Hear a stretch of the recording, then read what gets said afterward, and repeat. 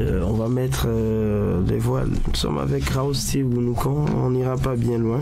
Raoul, bonjour. Bonjour René Soglo. Et dans la rubrique Voile sur le monde, on s'intéresse au dernier développement de la crise au Niger, où la junte souffle le chaud et le froid. Oui, la junte souffle le chaud et le froid. Le froid d'abord parce que le régime militaire au Niger s'est dit ouvert à une résolution de la crise par la voie diplomatique, a rapporté dimanche le chef d'une délégation de religieux nigériens au lendemain de sa visite à Niamey.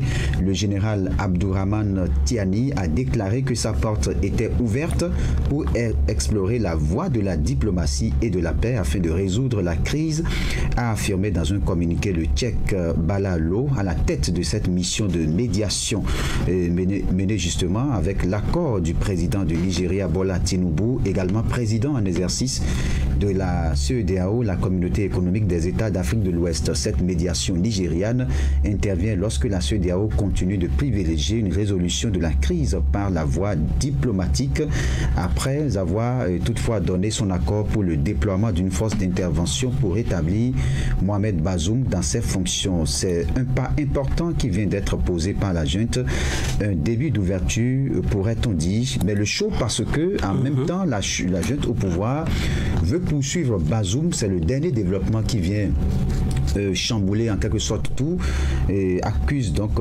Bazoum de haute trahison et d'atteinte à la sûreté du pays. Ils ont aussi dénoncé les sanctions illégales, inhumaines et humiliantes de la CEDEAO.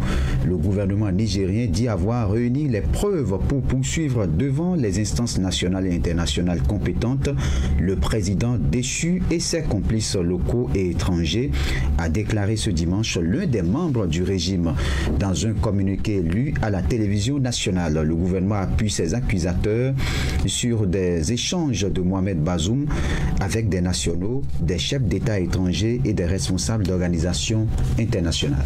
Alors, à propos de ces conditions de séquestration, les appréciations sont divergentes. Bien évidemment, vous nous dites ce matin. Oui, à propos du président déchu, le régime a appelé à s'interroger sur la sincérité de sa détention, à soutenir qu'il est séquestré, alors que même les militaires disent n'avoir jamais investi sa résidence présidentielle et qu'il dispose encore de tous les moyens de communication. Les militaires assurent que Mohamed Bazoum reçoit régulièrement la visite de son médecin. Après cette visite, le médecin n'a soulevé aucun problème quant à l'état de santé du président Bazoum et des membres de sa famille, ont-ils ajouté.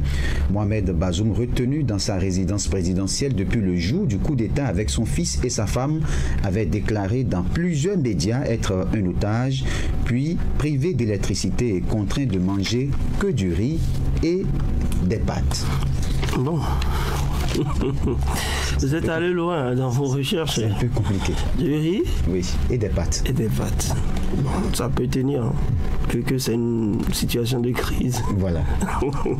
Alors, que retenir de l'intervention militaire?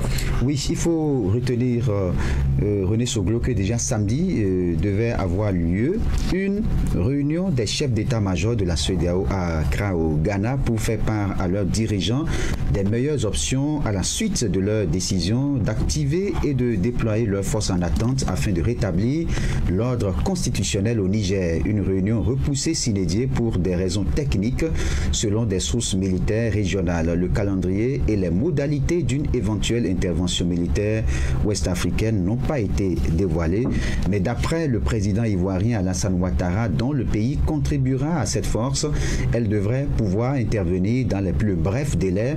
La menace d'intervention, pour rappel, avait été brandie une première fois le 30 juillet par les dirigeants ouest-africains qui avaient lancé un ultimatum de 7 jours aux militaires de Niamey pour rétablir le président Bazoum sous peine d'utiliser la force, mais cette décision n'avait pas été suivie d'effet. Les choix de la CEDEAO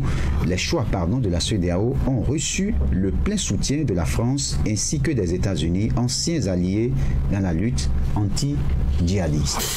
Eh bien, le haut commandement pendant ce temps fait des révélations sur un appel à un coup d'État contre Tinubu. Là, nous sommes carrément au Nigeria. Au Nigeria, oui. Très rapidement, il y aurait des complots de tous bords pour inciter les membres des forces armées du Nigeria à renverser le régime démocratique actuel dirigé par le président Bola Tinubu. Selon le haut commandement militaire rapporté par la presse nigériane, l'armée nigériane dit être heureuse sous le régime démocratique en cours au Nigeria. Pour cela, elle avoue qu'elle ne sera pas impliquée dans aucun acte visant à saboter la démocratie chèrement acquise dans le pays. L'armée dit non à toute propension au renversement d'un régime démocratiquement élu. L'armée nigériane entend remplir loyalement ses devoirs constitutionnels plutôt que de comploter un coup d'État. René Solo. Voilà, merci à vous Raoul Steve Kounoukan pour toutes ces informations. Ce n'est pas terminé. Vous prenez toujours le rendez-vous avec le service de l'information. On se retrouve déjà à 13h pour parler encore de cette actualité et de bien d'autres choses.